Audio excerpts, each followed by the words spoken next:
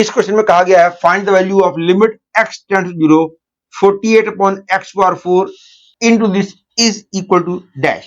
मैं 48 को अभी यूज नहीं करूंगा, 48 को मैं बाहर रखूंगा। मैं पहले अभी इसी को कैलकुलेट करूंगा। That is I will calculate 0 to x t cube upon t power 6 plus 1 dt upon x power 4 limit x tends to 0। ये क्लियर है कि डिनोमिनेटर 0 को टेंड कर रहा है, लेकिन अभी न्यूमरेटर के बारे में क्लैरिटी नहीं है कि ये न्यूमरेटर किसको टेंड कर रहा है। मैं इसको देखते ही बोल सकता हूं कि as x tends 0 numerator is tending to 0। The reason being, आपको ये पता होगा कि a to b fx dx represent the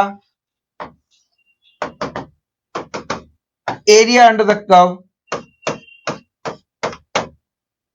as x varies from a to b। तो ऑब्वियसली यदि b a के करीब आएगा तो area under the curve will surely tend to 0 whatever is the function। मतलब कि यदि ये इसके करीब आएगा तो this will be surely tending to 0, और क्योंकि इसमें x 0 को टेंड कर रहा है means this is coming nearer and nearer to this, it means whatever is the integrand, जो ये वाला पार्ट होता है उसको बोलते हैं इंटीग्रैंड, और आंसर जो आता है उसको बोलते हैं इंटीग्रल। इसका मतलब हो गया इंटीग्रैंड जो मर्जी हो जाए, numerator will be surely tending to 0 only, और क्योंकि न्यूमरेटर 0 को टेंड कर रहा है इसलिए अब ये 0 बाई 0 वाली फॉर्म में हो गई। तो अब मैं लॉपिटल्स रूल लगा सकता हूं। ध्यान रखो, कई लोग एल हॉस्पिटल बोलते हैं, वो करेक्ट प्रोनाउंसिएशन नहीं है। Correct pronunciation is L'Hopital's rule, H उसके अंदर साइलेंट होता है। और using L'Hopital's rule I gate,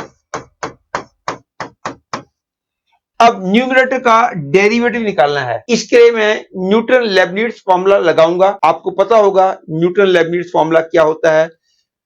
t की जगह x लिखेंगे और into the derivative of x करेंगे, फिर t की जगह 0 लिखेंगे, इनटू द डेरिवेटिव ऑफ 0 करेंगे। ये रूल आपको पता होगा।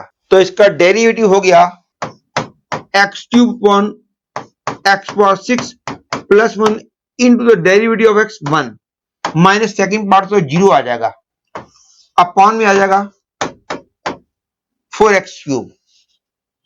तो clearly 1/4 limit x tends 0 1 upon x power 6 plus 1 that is 1/4 आ गया। तो क्योंकि इस पार्ट की वैल्यू 1/4 आई है तो final answer is 48 upon 4 that is 12।